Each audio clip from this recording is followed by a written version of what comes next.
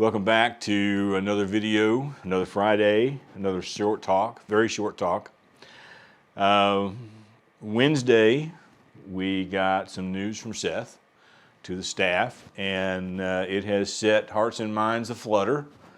And I'm just going to pull up something here on my phone to tell you that we have 48 days, I believe, until we're going to get an email that tells everybody what SLC they're in. So we've got 48 days to figure out what we're going to do with our time. Now, I have talked about this before, and so I figure it needs to be repeated again.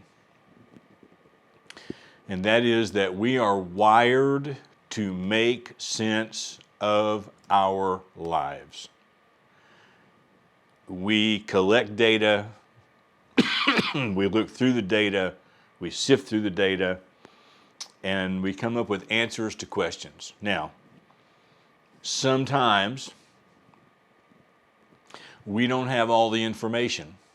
We have a little bit of information, but we don't have all of the information. And for the next 49 days, it's going to be very tempting to make up a story that makes sense to you about what's going to happen.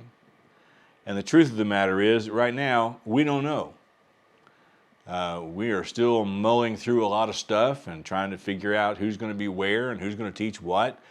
Those decisions are not set in stone, and for you to try to analyze and come up with a plan to figure out exactly what's going to happen because you have made up a story that fits the evidence you have, that's a dangerous place to be because, as I have said many times before, two things are generally true about making up stories. One is they are almost always negative. And the other is they are almost always wrong. And there is no sense in getting stuck in a story that's negative and wrong when you don't have all the facts yet. And so I would ask you to apply two principles. I used to have a shirt that said this, and I think it finally got worn out. I must have thrown it away. Otherwise, I'd be wearing it right now. Two things to do. Think critically, demand evidence. That's it. If you think critically, but nobody can give you the evidence, then don't get stuck in that story. Just don't. Well, but Tim, so-and-so told me that they heard from such and such that what's his name was going to be doing whatchamacallit. Well, you know what? They probably didn't hear that. Not from anybody reliable.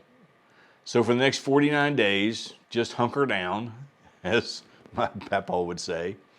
Hunker down, teach your classes, watch over your kids, go about your life as normal. And then once we know a little more information and we're able to get it to you, we will. But until then, think critically, demand evidence. We'll see you next week.